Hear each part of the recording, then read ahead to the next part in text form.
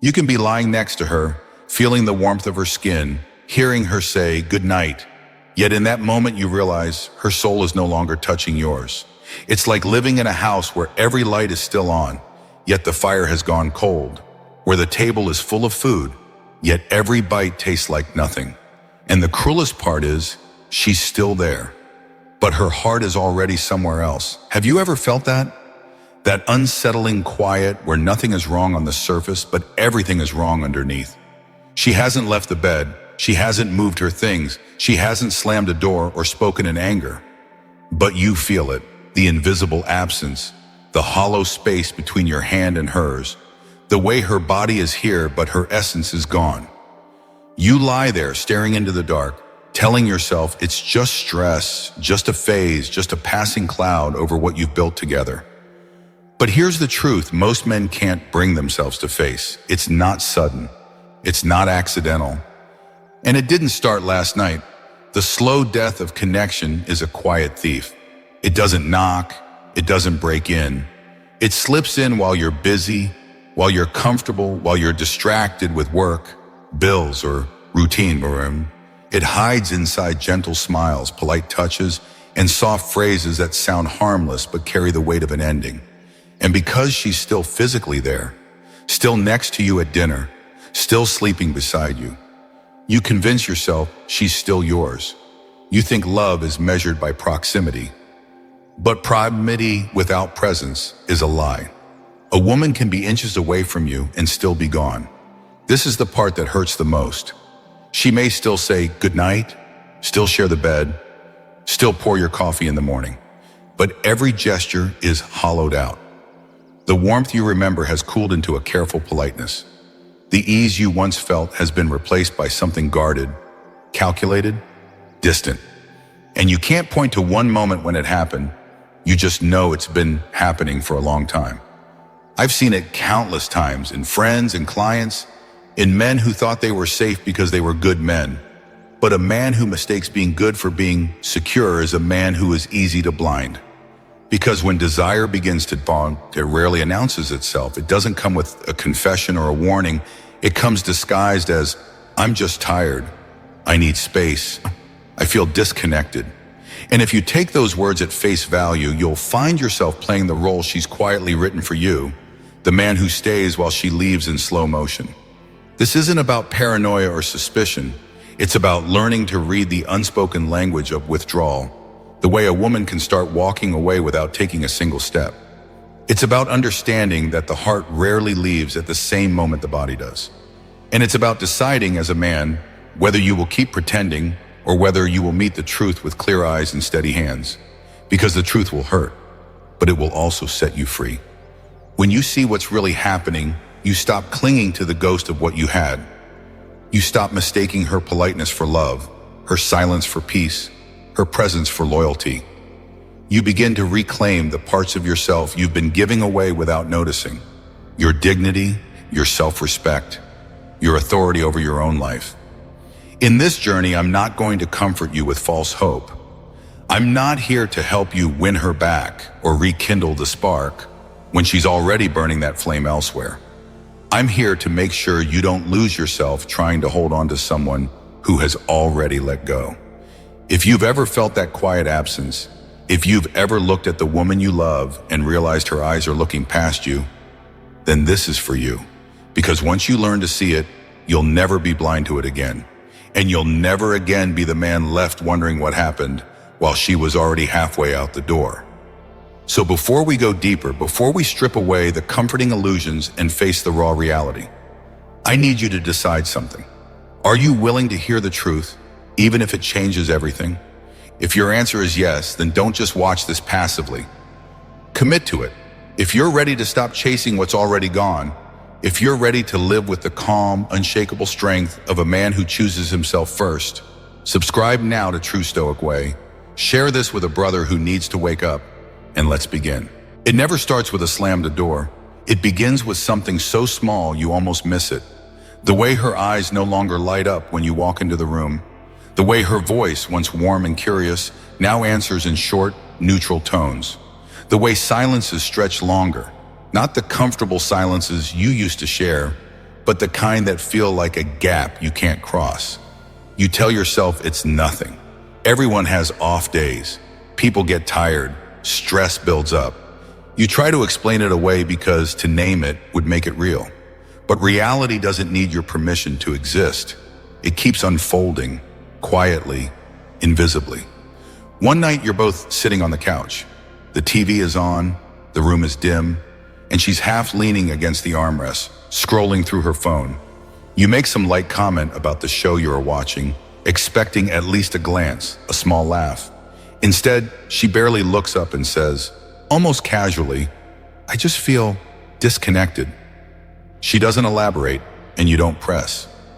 You nod, murmur something like, "Yeah, I get that," and turn back to the screen.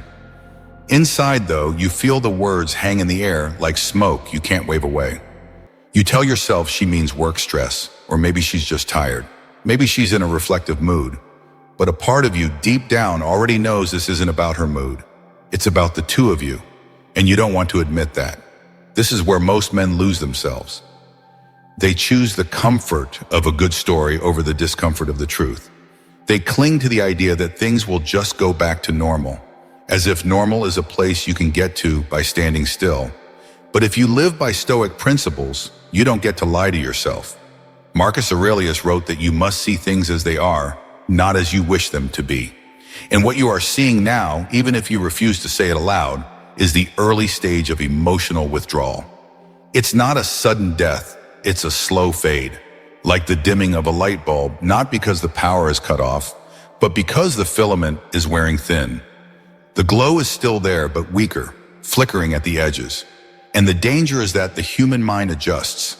You get used to the dimness until you forget it was ever brighter. That's what she's counting on, maybe not consciously, but instinctively. Because an intelligent withdrawal is almost always gradual. Sudden breaks draw attention. Slow fades go unnoticed until they're irreversible. She can still smile, still hug you, still make dinner, still kiss you goodnight. But each of those gestures is a little emptier than before. Picture it like a ship leaving harbor at night. At first, it's tethered close, the ropes still tight, the gangway still in place. Then slowly, the lines are loosened. The distance is almost imperceptible. You might glance out the window and still see the mastlet faintly against the docks. But by morning, when you finally sit up outside, you find nothing but open water. Modern psychology calls this emotional disengagement. In attachment theory, it's the detachment phase that often precedes any physical betrayal. Before a woman's body leaves, her mind and emotions have already drifted. She begins investing her energy elsewhere, maybe in friends, maybe in work, maybe in someone new. But she doesn't announce it, because announcing it would force a confrontation. Instead, she lets you fill the silence with your own assumptions. And here's the part that stings. You help her leave without even knowing it. Every time you tell yourself it's just a phase, you hand her more time to prepare her exit. Every time you avoid the hard conversation because you don't want to fight, you give her more space to detach without being challenged. She wants it to happen this way, not because she's cruel, but because this way she never has to be the villain. A Stoic man sees through this. He doesn't demand tears, explanations, or drama. He observes the reality with calm eyes. He knows that love is not proven by presence alone, that a body in the same bed is not the same as a soul in the same life. He resists the temptation to soften the truth with comforting lies. Because here's another truth. Emotional withdrawal rarely reverses itself. Once desire has shifted away, once her emotional energy is flowing elsewhere, it takes more than effort to bring it back. It takes something she may no longer have, the will to reconnect. And if she doesn't have that will, all your effort will do is exhaust you. Think back to the moments you might have brushed aside. The way she hesitated before answering a simple question. The way her laughter sounded forced, like she was performing a role. The way she seemed more animated texting someone else than talking to you. Each of those moments was a loosened rope, a turned key, a signal that the ship was already moving. Men often think they'll notice when something is really wrong. But by the time it's obvious, it's over. Withdrawal works like erosion. The cliff still looks solid until the last chunk breaks away and crashes into the sea. You might be tempted here to fix things, to plan a trip, buy gifts, make grand gestures, and there's nothing wrong with wanting to reconnect. But you have to see clearly, if those gestures are being made to a woman who has already emotionally left, they're not reconnection, they're bargaining. They're you trying to buy back what's already been sold to someone else. So what does a man do instead? He stops pretending. He doesn't accuse, but he doesn't ignore. He starts paying attention, not to what she says, but to where her energy flows. He notices whether her warmth returns when someone else is involved. He observes without clinging, speaks without begging, decides without waiting for permission. Because the worst thing you can do when a woman is quietly leaving is to keep holding the door open for her. The Stoics would tell you, control what you can, your own clarity, your own conduct, your own dignity. You can't stop a ship that has chosen to sail, but you can choose not to stand on the dock waving until it disappears. The beginning of withdrawal is always the same, subtle, quiet, easy to dismiss. The end, however, is sudden, because by the time you realize she's gone, she's already been gone for a while. And once you accept that, you stop asking, how do I keep her? And start asking the far more important question, how do I keep myself? And when the distance has grown wide enough, the words begin to arrive, not as weapons, but as cloaks. Soft phrases, seemingly harmless, designed not to wound you directly, but to keep you from noticing the cut at all. They are the kind of words that sound reasonable, mature, even gentle. Yet every syllable carries her further away. This is where the game changes. Physical withdrawal is visible. You can see it in her eyes, in her touch. But verbal withdrawal? That's trickier. Because here she's still speaking to you, still engaging in conversation, still keeping the performance alive. It's just that now the performance has a script written to protect her image, ease her guilt, and create an exit so gradual that by the time she steps through it, you feel as if you've agreed to it yourself. Why do women do this? Why not just say, I'm done? The answer lies in psychology, and not just female psychology, but human nature. Few people want to be the villain in their own story. To end something directly means taking ownership of the hurt it causes. But if you can reframe it, if you can cast it as confusion, growth, self-discovery, you don't have to face the raw reality of betrayal. You can tell yourself and the world that it just happened. And so the vague phrases begin. A friend of mine, let's call him Daniel, once told me about the chain of sentences his wife started using months before they split. They had been together for over a decade, built a home, raised 2 kids, and yet one evening, while they were sitting at the kitchen table, she looked at him and said, I need some time for myself. He didn't know what that meant. Was she feeling overwhelmed? Did she want a spa day, a weekend trip? He asked gently, and she smiled in that tired, distant way and said, I just need space to think, to figure things out. Here's the truth that Daniel didn't want to hear. I need time for myself was not about solitude, meditation, or self-care. It was about permission. Permission to emotionally detach, to test new waters without fully closing the door on the old life. A few weeks later, she dropped another line. Not everything has to be physical. On the surface, it's a perfectly reasonable statement. Love is more than touch. True. But in this case, it wasn't an affirmation of emotional connection. It was a justification for why she no longer sought his touch at all. Every phrase became a paving stone. One by one, she laid them down. I just feel disconnected. I've changed, and so have you. I'm tired. Maybe we'll talk later. Each one carefully chosen, not to provoke a fight, but to plant the idea in his mind that the drift was mutual, inevitable, even noble. And Daniel, not wanting to appear controlling or insecure, walked along that road with her, right up to the point where she no longer needed to speak to him at all. Words can be as precise as a scalpel or as blunt as a hammer. In this phase, they are neither, they are bricks. Each one placed deliberately side by side, creating a path that leads her away while making you believe she's still walking beside you. You don't realize until the last brick is laid that you're standing alone, staring at a road that vanishes into the horizon. The Stoics understood the power of framing. Epictetus taught that it's not events themselves that disturb us, but our interpretation of them. This is why you cannot allow someone else to dictate the frame through which you see your own life. When she says, "I need space," the frame she's offering is that this is a temporary, healthy step for both of you. But if you're seeing clearly, you might reframe it as, "This is a trial separation she's controlling on her terms." The danger isn't in the words themselves, it's in the fact that you accept their meaning without examining them. A Stoic doesn't just hear the sentence, he asks, what is the purpose behind it? What behavior does it justify? What reality is it hiding? Because when you stop at the surface, you're no longer thinking like a man in control of himself. You're thinking like a man in control of nothing, reacting to whatever narrative is handed to you. Here's the shift. You have to stop reacting and start reframing. If she says, "I feel disconnected," you might acknowledge the feeling, but also recognize it as a signal that her energy is flowing elsewhere.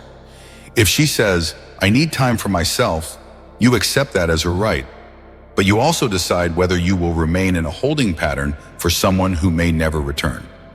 If she says, "Not everything has to be physical," you understand that it's not a philosophy, it's a warning. When you reclaim the frame, you reclaim your power, because now you're not passively following the path she's laying, you're deciding whether that path is worth walking at all. Daniel eventually learned this, but by the time he did, the road was already long behind her. She had built a new life in the space he thought she was using to find herself. He told me later, "I thought I was giving her what she needed. What I was really doing was giving her what she wanted, freedom without consequence." Don't make the same mistake. When the distance between you is padded with gentle, ambiguous phrases, understand that you're being invited into a version of reality that serves her, not you. The truth is often harsher, but it's also cleaner. And in the end, it's the only ground you can actually stand on. If you're listening to this and realizing that some of these words have already been spoken to you, don't waste time asking, "Does this mean it's over?" Ask instead, "What am I willing to tolerate, and at what cost to myself?" That's a question you can answer today without waiting for her to declare anything. Because in the quiet moments behind the soft tone, the real message is already clear. And the sooner you stop being the man walking alongside her on the road out, the sooner you become the man who chooses his own direction. If this hits close to home, it's not by accident. You're hearing this because it's time to stop letting someone else set the frame for your life. You have the right and the responsibility to set it yourself.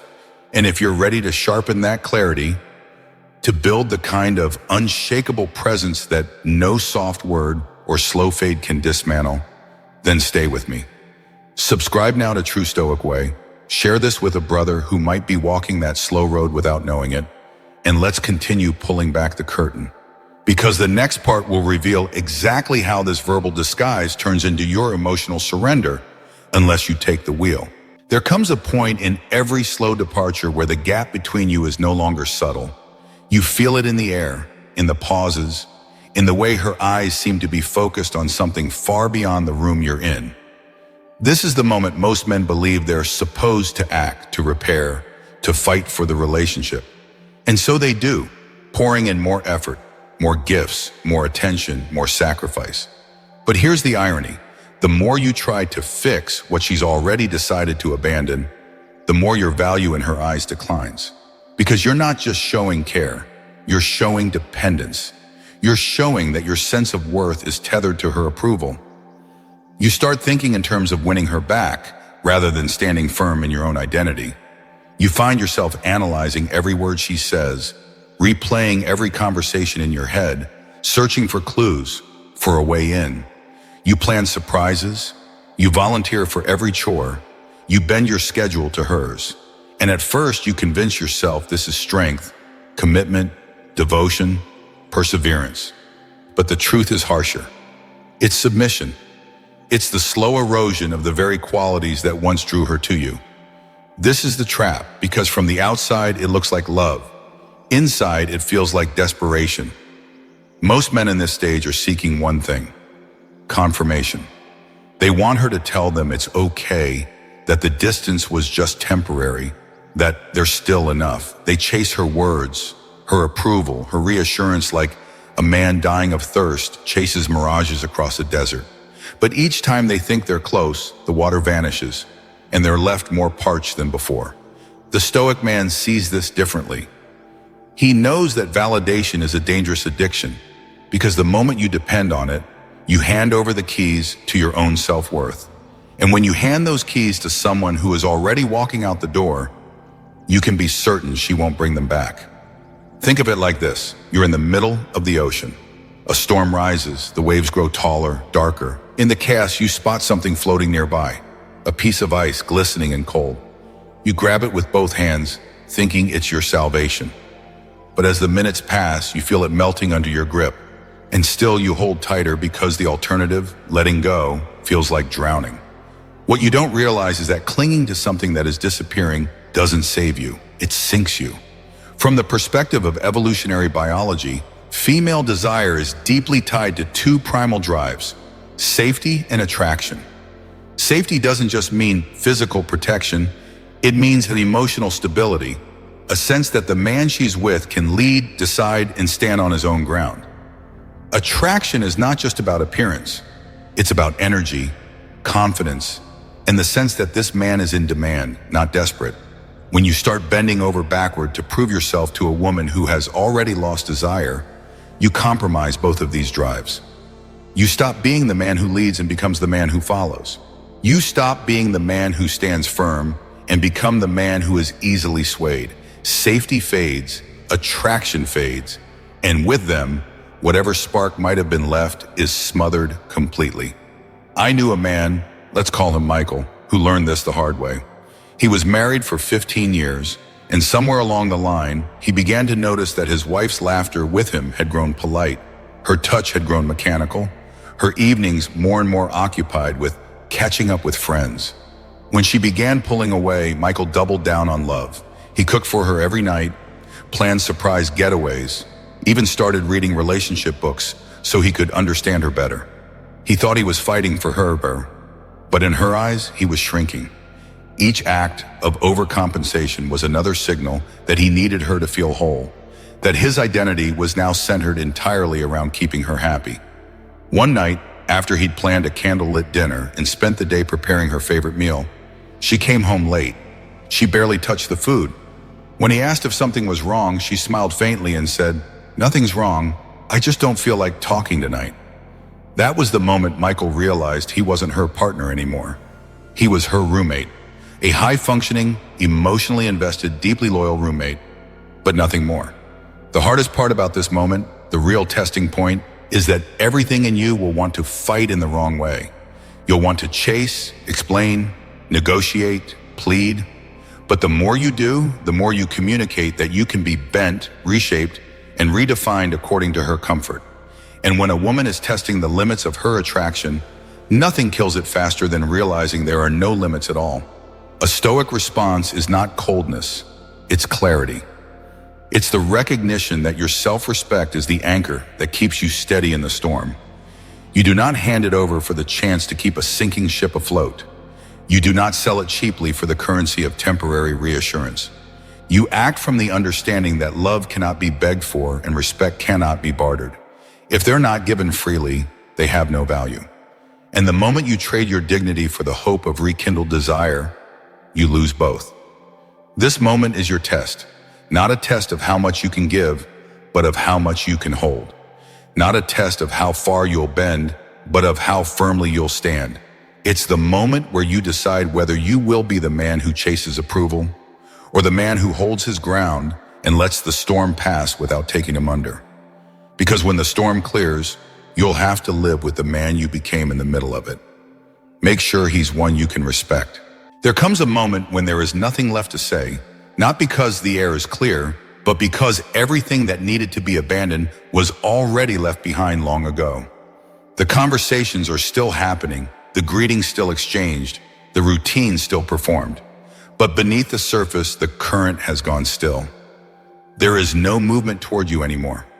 You reach for her hand, and it's as if you're touching a stranger. The fingers are the same, the skin still warm, but the energy that once passed between you is gone. You look at her across the dinner table and see a polite smile, nothing more. You talk, she listens. She talks, you respond. Every word lands on the surface like pebbles on a frozen lake. There's no depth, no ripples, just a dull sound and silence. This is not tension. It's not even conflict. Conflict means something still matters enough to fight over. This is absence, emotional disengagement in its final form. Psychologists call this progressive disengagement. It's the process of gradually withdrawing emotional investment until there's nothing left but the shell of the relationship. It doesn't happen overnight. It's the cumulative effect of months, sometimes years, of quiet retreat. In the early stages, there were still traces of warmth, moments of hesitation, flickers of connection. But now the lights are out for good. Imagine a house that still stands tall. The walls are solid, the windows are clean, the furniture in place. From the outside, it looks lived in. But step inside and you realize the entire electrical system has been cut. No light switches work, no appliances hum, no warmth radiates through the vents. You can still walk the halls, open the doors, sit on the couch, but you're surrounded by silence and shadow. That's what complete disconnection feels like. You still share a bed, maybe still share plans, but they're empty vessels now. The words we and us have lost their meaning. The danger of this stage is that it's deceptively calm. There are no blow-ups, no slammed doors, no dramatic scenes. And because there's no obvious crisis, you may be tempted to think it's better than it before, that maybe things are settling. But settling is not the same as healing. Settling is just the absence of motion. And in relationships, the absence of motion is the beginning of the end. The Stoics would tell you that the first step towards strength is to see clearly what is. Not what you want it to be, not what it used to be, what it is right now. And right now, in this moment of complete disconnection, there is no mutual desire, no mutual building, no mutual investment. What remains is proximity without intimacy, conversation without connection, a form without substance. The pull to hold on will be strong.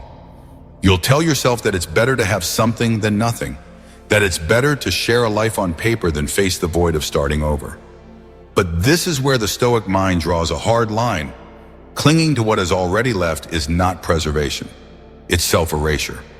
You lose the person, and in trying to keep them, you lose yourself as well. That is the double loss. And here's the truth no one likes to hear. When someone has fully withdrawn, they are not waiting for you to change, to act, or to prove yourself. They are simply waiting for the moment when leaving is most convenient, least costly, or most justifiable in their own mind. Your role, as they see it, is to keep the lights on in the house they have already moved out of internally. You have two choices at this point. You can continue playing the part, pretending not to notice the silence that now defines your life. Or you can choose the harder, cleaner path, acknowledging that the connection is gone and stepping away before you become a ghost in your own story. It's not an easy choice. Letting go will feel like loss because it is loss. But holding on to something that no longer exists is worse. It's living in a museum of your own relationship, surrounded by artifacts of a love that's no longer alive. A Stoic man understands that the value of a relationship lies not in its length, but in its truth. If the truth is gone, the relationship is gone, no matter how tightly you hold on.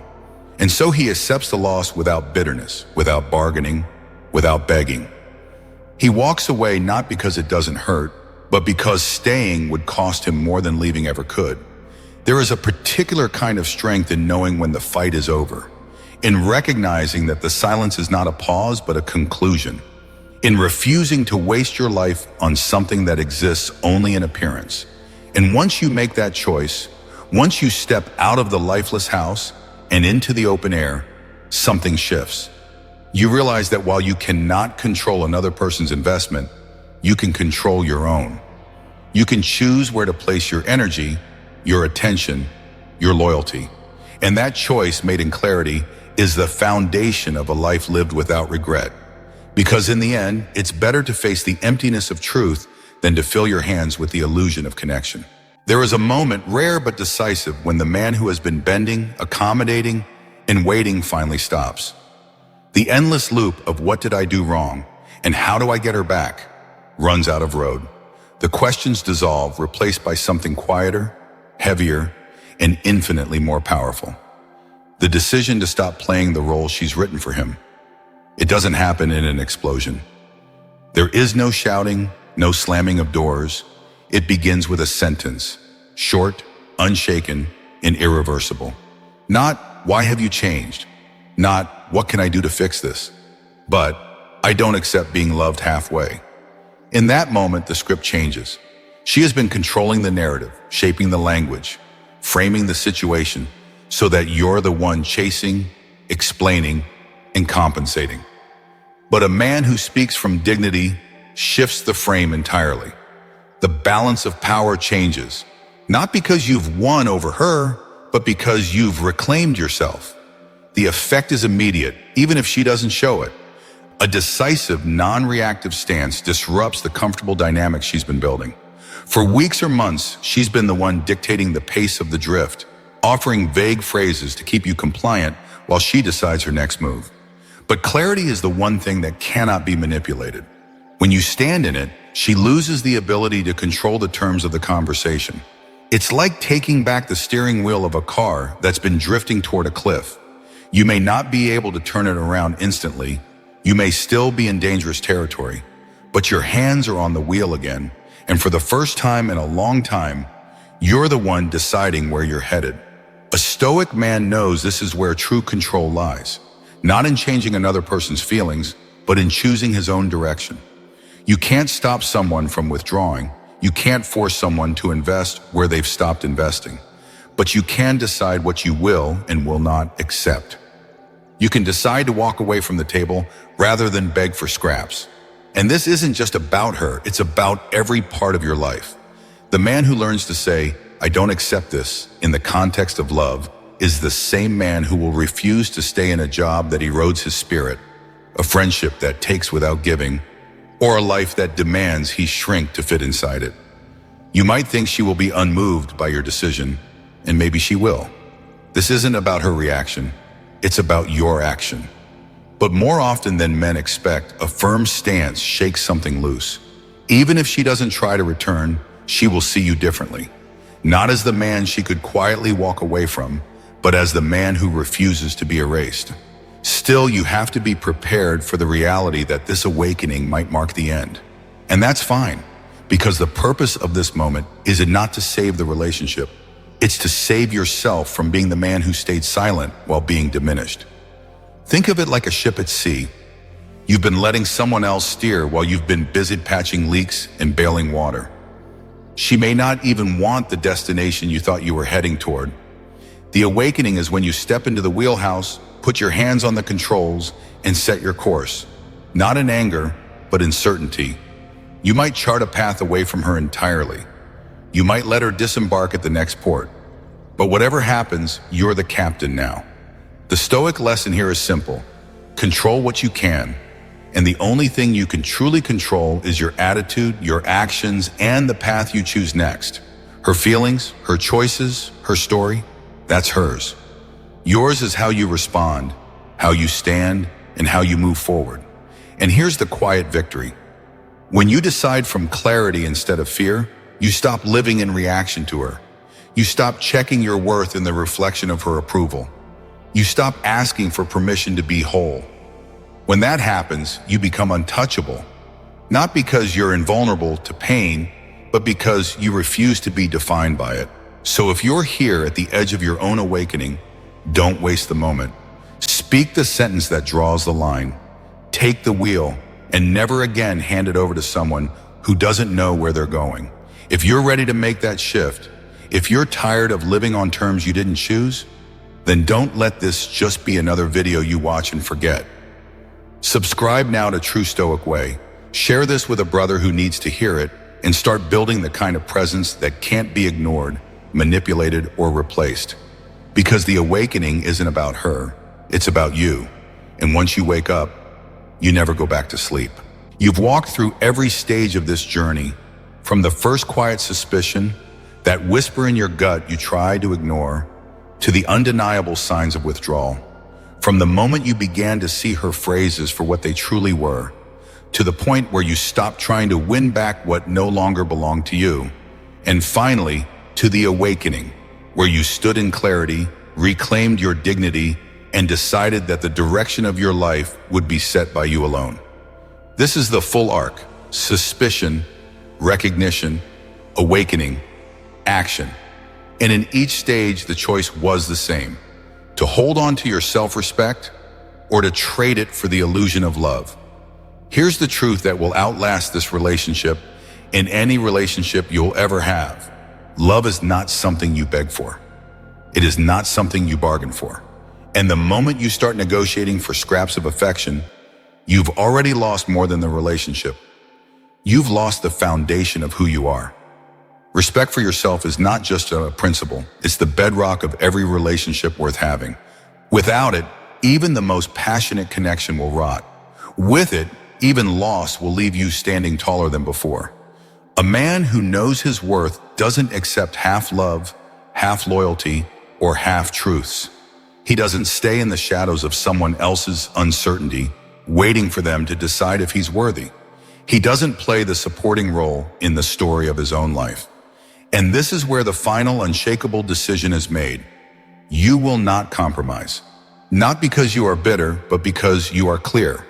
Not because you need to punish her, but because you refuse to punish yourself by staying where you no longer belong. Picture it.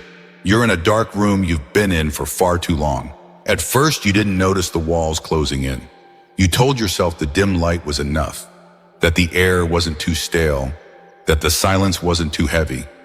But now you see it for what it is, a place where you've been shrinking to fit, where your voice has grown quieter, your presence smaller. And so you stand, you walk to the door, you place your hand on the handle, and without looking back, you step out. The door closes behind you, not slammed in anger, but shut with finality. And there, outside, the first light touches your skin. It's sharper than you remembered, warmer than you imagined. You breathe, and for the first time in a long time, the air feels clean. This is the moment you understand something profound. The end of what you thought you needed is the beginning of what you truly deserve. Carry that truth with you. Let it shape the way you love, the way you lead, and the way you live. Never again let someone else's uncertainty dictate your worth. Never again hand over the steering wheel of your life to someone who doesn't know where they're going. And never again accept a place in someone's world where your presence feels optional. Because the man who compromises his dignity to keep love will lose both. But the man who guards his dignity, even at the cost of love, will find that he hasn't lost it all. He's only cleared the way for something greater. If you take nothing else from this, take this. You are not here to be tolerated. You are here to be chosen fully, freely, and without hesitation. Anything less is not love. It's charity disguised as commitment.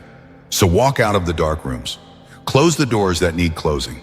And step into the light you've been denying yourself. Not because it's easy, but because it's the only way forward. If this message resonates with you, don't let it stop here.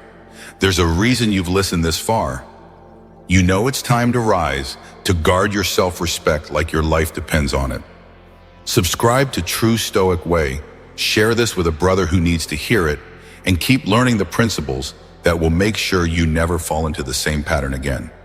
Because this isn't just the end of a relationship story, it's the beginning of your uncompromising life.